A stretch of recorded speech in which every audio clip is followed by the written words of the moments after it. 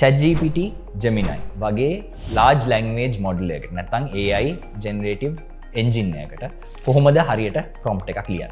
ගොඩක් වෙලාවට මම දකින අපේ කරන ලොකු වැරද්දක් තමයි අපි AI engine එකට ChatGPT, Gemini මේ වගේ large language model එකකට අපි පොඩි prompt එකක් දාලා අපි ලොකු result එකක් බලාපොරොත්තු වෙනවා.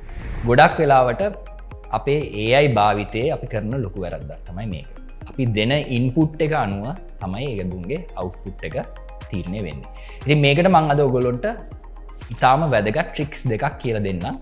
අද ඉඳන් ඔයගොල්ලෝ AI ජෙනරේට් කරන රිසල්ට්ස් මීට වැඩිය ලොකු ප්‍රමාණයකින් ඒකේ ක්වොලිටි එක වැඩි කරගන්නේ කොහොමද කියලා මේ ට්‍රික් දෙක කරොත් ඔයගොල්ලන්ට අදම ඒක බලන්න පුළුවන්. පළවෙනි දේ තමයි ඔයගොල්ලෝ දාන හැම ප්‍රොම්ප්ට් එකක්ම මේ RODE කියන ෆ්‍රේම්වර්ක් එක ඇතුලේ කරන්න. ඒ කියන්නේ ඔයගොල්ලෝ දාන ප්‍රොම්ප්ට් එකේ මේ RODE කියන ෆැක්ටර්ස් වල හැම හතරම තියෙනවා.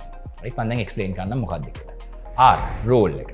මේ කියන්නේ ඔයා කියන්න ඕනේ AI එකට right මේ කෘත්‍රිම බුද්ධියට ඔයා කියන්න ඕනේ ඔයාගෙන් මම බලාපොරොත්තු වෙන රෝල් එක ඔයාගේ ෆෝම් එක මේකයි කියලා. ඒ කියන්නේ අපි හිතමු අපිට අවශ්‍ය මොකක් හරි අපි වාහනයක් මිලදී ගන්න යනවා.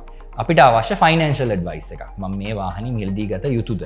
මේකේ ඉන්වෙස්ට්මන්ට් එක, මේකේ එන ඉන්ස්ටෝල්මන්ට් එක, මේකේ එන ලීස් එක මට දරා ගන්න පුළුවන්. මුලින්ම ඔයා දෙන්න ඕන ප්‍රොම්ප්ට් එක තමයි act as a financial advisor who has been working in the vehicle industry. ඒ කියන්නේ ඔයා මේ financial advisor කෙනෙක්ගේ රෝල් එක ගන්න. ඔයාට මෙච්චරක් පළපුරුද්ද තියෙනවා මේ ඉන්ඩස්ට්‍රි එකේ කියලා ඔයා මුලින්ම AI එකට කියන. එතකොට එයා ඒ රෝල් එකකින් තමයි ඔයාගේ ප්‍රොම්ප්ට් එක හිතන්නේ. ඔයා දෙන ඉන්පුට් එක හිතන්නේ. ඉතින් මම දැන් RODE කියන එකේ R කියන්නේ රෝල්. දෙවෙනි එක තමයි ඔබ්ජෙක්ටිව් එක. ඔයාගේ ප්‍රොම්ප්ට් එකේ තියෙන්න ඕනේ ඔයා එක්ස්පෙක්ට් කරන රිසල්ට් එක. ඔයාට ඕනේ ලොකු රිපෝට් එකක්ද? ඔයාට ඕනේ එක පිටුවක සාරාංශයක්ද? ඔයාට ඕනේ පින්තූරයක්ද? මේ වගේ ඔයා කියන්න ඕනේ AI එකකින් ඔයාට අවශ්‍ය අවුට්පුට් එක. ඒක තමයි ඔබ්ජෙක්ටිව් එක වෙන්නේ. රෝල්, ඔබ්ජෙක්ටිව්, then D කියන්නේ description and details. මේක තමයි ඔයා පුළුවන් තරම් ඔයාට තියෙන දත්ත දෙන්න ඕනේ. ඔයාට දත්ත නැත්නම් ඔයා යාට කියන්න ඕනේ ඔයා අන්තර්ජාලයේ සර්ච් කරලා බලන්න. search the internet for the latest car prices කියලා ඔයා දානවා ඔයාට අවශ්‍ය මොඩල් එක. නැත්නම් ඔයාට තියෙන දත්ත ඔයාගේ බිස්නස් එකක් ගැන වෙන්න පුළුවන්. ඔයාගේ පෞද්ගලික මූල්‍යමය දත්ත වෙන්න පුළුවන්. මේ දත්ත ටික ඔයා ඔක්කොම AI එකට දෙන්න ඕනේ documents විදියට හෝ text විදියට. role, objective, details. last one අන්තිම එක තමයි examples. නැත්නම් උදාහරණ. ඔයා කියන්න ඕනේ මේ වගේ උදාහරණයක් මේ දෙන උදාහරණය වගේ දෙයක් තමයි මට අවශ්‍ය.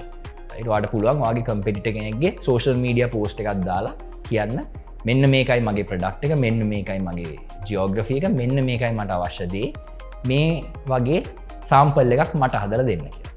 ඉතින් මේ RODE framework එකට ඔයා prompt එකක් ලිව්වොත් ඔයාට මේ AI වලින් ලැබෙන ප්‍රතිඵලය result එක දැන් හම්බෙන එකට වැඩිය ලොකු හොඳ ගොඩ ප්‍රතිඵලයක් ඔයාට ලැබෙයි.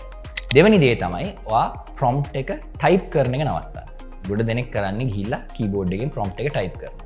අද ඉඳන් ප්‍රොම්ප්ට් එක ඩික්ටේට් කරන්න පටන් ගන්න. ඒ කියන්නේ ඔයා හෙඩ්ෆෝන්ස් හරි ඔයාගේ ඉයර්ෆෝන් එක දාලා මයික් එක ඔන් කරලා ඔයාගේ ප්‍රොම්ප්ට් එක කියන්න. right ගොඩක් දුරට අපි ප්‍රොම්ප්ට්ස් දාන්නේ ඉංග්‍රීසියෙන්. ඉතින් ඉංග්‍රීසියෙන් ඔයා කියන්න මම අර කියපු RODE framework එකට ඔයාට අවශ්‍ය දේ.